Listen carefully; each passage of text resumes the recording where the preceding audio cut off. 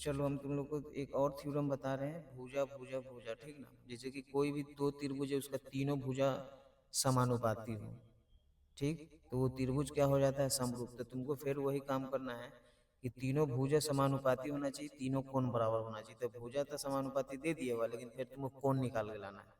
फिर जब ये दो चीज हो जाएगा तो त्रिभुज समरूप हो जाएगा। तो इसीलिए यहाँ दिले भुजा भुजा भुजा, मतलब इसमें तुमको तीनों भुजा समानुपाती है, ठीक ना। तो तुमको फिर दो त्रिभुज बना लेना है, ठीक ना। सेम रहेगा त्रिभुज, इसका पहले एगो ये वाला बना लो, इसका नाम तुमको लिख देना है ए बी सी, ये हो गया, ठीक ना।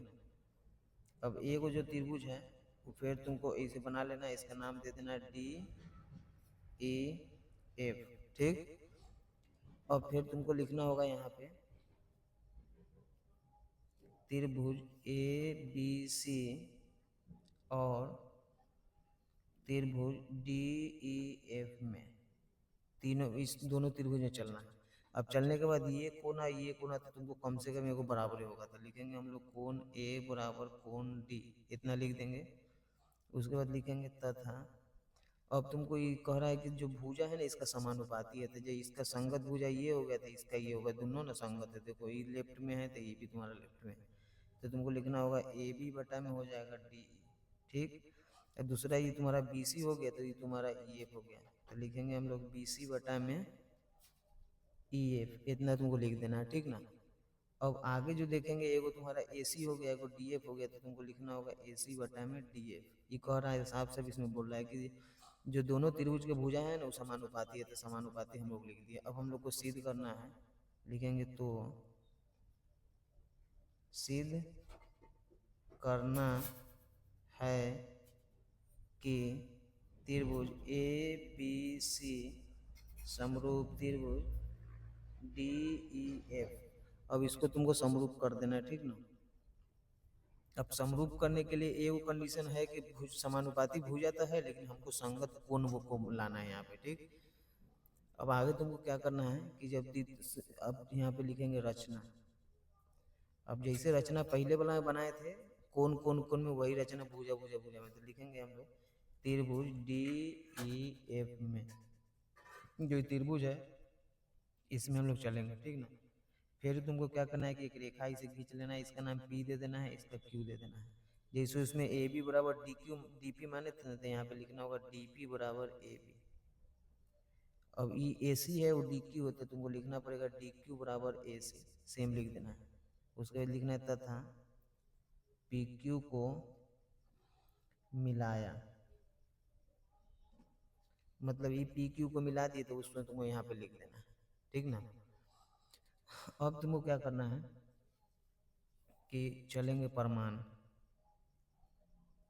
अब परमान में तुमको क्या करना है कि जो भुजा समानुपाती है ना उसको लेकर यहाँ आना पड़ेगा। तो पहले लाएंगे, जैसे कि हमको ये भुजा को लाना है, ये भुजा को, एगो ये का एगो इसका, तो एगो हो जाएगा तुमको ए बी बटा में हो जाएगा क्या डी ई, तो तुमको लिख दो डी ई, ठीक। अब एगो ए सी है एगो डी एफ है, जहाँ यहाँ है ना ये बोला, तो तुमको लिखना होगा ए सी बटा में डी एफ, इतना तुमको ले आना है। समझ गया बात। पहले देखो ए बी बटा में डी ई, ए सी बटा में डी एफ, तो इसको तुमको ले आना है, ठीक। अब तुमको ये जन्म नाम चेंज करना है, रचना में से ला ला के। अब तुमको क्या करना है कि ए बी को हटा देना है, ए बी के जगह पर यहाँ क्या लिख देंगे हम लोग डी पी, तो लिखेंगे हम लोग डी पी, अब बटा में तुम्हारा हो जाएगा डी। अब दूसरा में ए सी है तो ए सी को भी हटा देंगे, उसके जगह पर डी क्यू है तो तुमको डी क्यू लिख देना है, और नीचे डी एफ है तो डी एफ लिख देना है। जब ये अति हो गया, थेल्स पर में चलते हैं ना, ए डी बटा डी ए बटा ई सी, तो वही चीज़ यहाँ है। तो जब समानुपाती है तो हम लोग थेल्स के विलोम से चलेंगे, ठीक ना। तो जब थेल्स के विलोम से चलेंगे तो वो दोनों रेखा समांतर हो जाएगा, मतलब एगो ये रेखा और एगो ये रेखा। तो इसका एगो लिखेंगे हम लोग, इसीलिए पी क्यू समानांतर ई एफ, मतलब ये रेखा थेल्स के विलोम से समानांतर हो गया। यहाँ पे लिखेंगे थेल्स के विलोम से, ठीक ना, ये तुम्हारा हो गया। अब देखेंगे कि जब ये समानांतर हो गया ना तो होगा क्या कि उसका भुजा जो है उसको हम लोग समानुपाती करेंगे, ठीक ना। तो जब देखेंगे कि जैसे तुम खुद देख लो कि क्या हो गया, समानांतर हो गया। तो देखो जैसे कि एगो नियम तुम लोग 9th में पढ़ा था कि कोई दूर रेखा को जब काटता है तो उसका संगत कोण क्या होता है, बराबर होता है। तो जैसे कि ई जो है ना, इसके संगत में ई है, तो तुमको यहाँ पे लिखना पड़ेगा, ठीक ना। अतः कोण P बराबर कोण ई, इसको तुमको लिख देना होगा। अब इस जगह पे ना तुमको क्या करना है कि और चीज देखना है कि क्या इसमें है। तो जैसे कि ई संगत में है तो ई इधर संगत में है, तो तुमको लिखना पड़ेगा कोण Q बराबर हो जाएगा कोण F। ये हो गया, ये दोनों जो संगत संगत ऐसे हैं। अब जब खुद देख लो कि जब ये कोना संगत संगत बराबर है, समानांतर है, तो दोनों त्रिभुज क्या हो जाएगा, तो तुम्हारा समरूप हो जाएगा। तो लिखेंगे इसीलिए त्रिभुज डी पी क्यू समरूप त्रिभुज डी ई एफ। नहीं समझा, मतलब ये कोना और ये कोना दो कंडीशन बैठ रहा है, तो इसीलिए त्रिभुज ये एगो मतलब डी पी क्यू और डी ई एफ, ये जो है ना ये तुम्हारा हो गया समरूप। तो यहाँ पे तुमको समरूप लिख लेना है, ठीक ना। और जब ये त्रिभुज समरूप हो गया हुआ है, तो समरूप त्रिभुज के संगत भुजा समानुपाती होता है, तो तुमको फिर यहाँ पे ना समानुपाती करना है, ठीक ना। यहाँ अब समानुपाती जैसे होगा, जैसे कि इसमें तुमको साफ साफ दिख रहा है, इसमें से चलेंगे, ठीक ना। तो एगो हम लोग लेंगे डीपी, एगो लेंगे डी, ठीक ना। तो लिखेंगे यहाँ पे इसलिए डीपी बटा में डी, ठीक ना, डीपी बटा में डी, ये हो गया। उसके बाद डी क्यू बटा में डी एफ, तो लिखेंगे हम लोग डी क्यू बटा में डी एफ, ये हो गया हम लोग को। ठीक, कैसे हो गया, तो जब ये समरूप है तो उसका संगत भुजा समानुपाती हो, क्योंकि संगत कोण बराबर हो गया, दो कोण तो समानुपाती हो गया यहाँ, ठीक ना। अभी दो का संगत कोण बराबर, तो अति जो दोनों त्रिभुज है समरूप, अब समरूप हो गया, तो इस त्रिभुज में उसका संगत भुजा समानुपाती, तो डीपी बटा में डी, तो यहाँ लिख दिए, और डी क्यू बटा में डी एफ, तो ये भी लिख दिए। अब तुमको क्या करना है कि यहाँ से नाम चेंज करना है।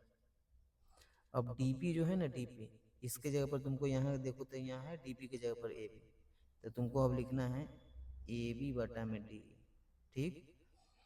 अब तुमको क्या करना है कि जो यहाँ पे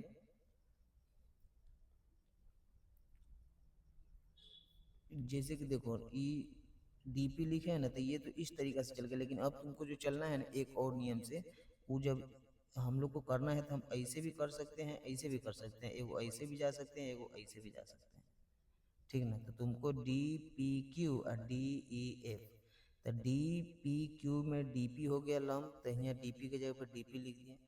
उसके बाद जब इसका इधर संगत में चलेंगे तो डी ई हो गया, तो यहाँ डी ई हो गया तुम्हारा। अब चलेंगे तो इसमें का हमको पी क्यू लेना होगा, तो तुमको ई एफ लेना होगा। तो हम लोग ऊपर में लिखेंगे पी क्यू और नीचे में लिखेंगे ई एफ, ऐसे तुम लोग को ले लेना होगा, ठीक ना।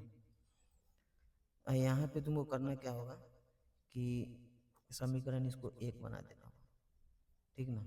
अब जैसे ही समीकरण एक हो गया हुआ है, तो उसके बाद तुमको चलना होगा, लेकिन अब तुमको आना है सीधे जहाँ तुमको पता है ना वहाँ, तो पता तुम्हारा यही है, ये देख रहे हो ना, यही तुमको पता है। अब तुमको क्या करना है कि ए बी बटा तो डी हो ही गया, अब डी वाला ये हो गया, एगो डी एफ वाला ये हो गया। तो तुमको क्या करना है कि ए में देखो बी सी बटा ई एफ है, तो इसको तुमको लेना पड़ेगा, ठीक ना। तो तुमको लिखना पड़ेगा कि ए बी बटा में डी ई बराबर बी सी बटा में ई एफ, ये हो जाएगा समीकरण 2। अब इसको काहे लाए, क्योंकि जो ई एफ है ना, वो ई एफ से मिलाना पड़ेगा ए चलते, ठीक ना। अब तुमको चलना है समीकरण 1 और 2 से।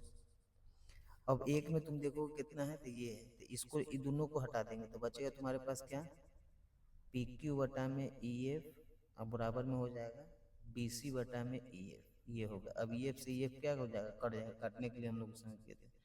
अब तुम्हारा हो जाएगा पी क्यू बराबर बी सी, मतलब ये जो पी क्यू है ये बी सी के बराबर है। तो ये भुजा हम लोग यहाँ लिखे हुए दोनों बराबर है। अब हुआ कि इहो भुजा दोनों बराबर हो गया, मतलब इसका तीनों भुजा ना हर एंगल से, ये त्रिभुज छोटा वाला ये इसका अंग अंग बराबर है।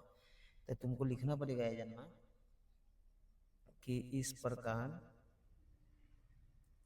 अब तुमको पहले क्या है ए बी बराबर डी पी है, तो तुमको लिखना पड़ेगा ए बी बराबर डी पी, एक चीज तो ये हो गया। दूसरा है डी क्यू बराबर ए सी, तो तुमको लिखना होगा ए सी बराबर डी क्यू। और उसके बाद एक जो और भुजा था ना वो यहाँ बराबर हो गया पी क्यू बराबर बी सी, तो तुमको लिखना होगा पी क्यू बराबर बी सी। मतलब तीनों भुजा बराबर, मतलब इसका फिगर अंग अंग इसका बराबर हो गया, तो इसको त्रिभुज को सर्वांगसम बोलेंगे।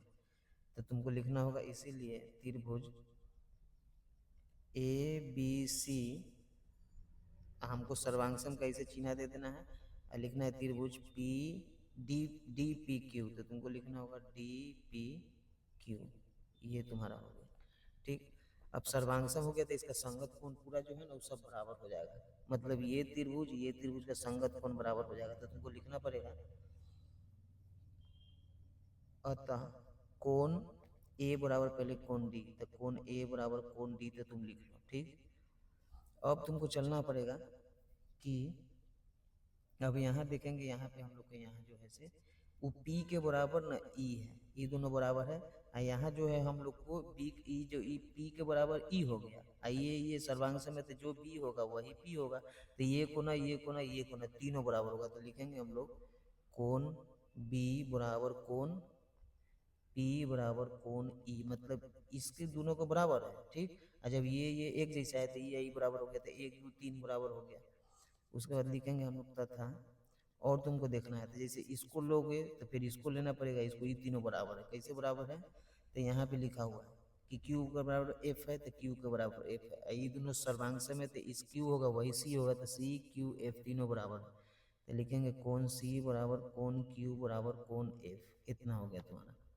ठीक ना, और जब इतना हो गया जब इसका अब देखेंगे कि हम लोग का संगत भुजा समानुपाती था, तो संगत कोण बराबर आ गया। अब दोनों कंडीशन आ गया हुआ है, ये चलते अब ये त्रिभुज और डी ई एफ ये त्रिभुज तीनों क्या हो जाएगा, दोनों तो समरूप हो जाएगा। तो लिखेंगे हम लोग इसीलिए त्रिभुज ए बी सी समरूप त्रिभुज D E F, P R O V E D, ये तुम्हारा आंसर होगा।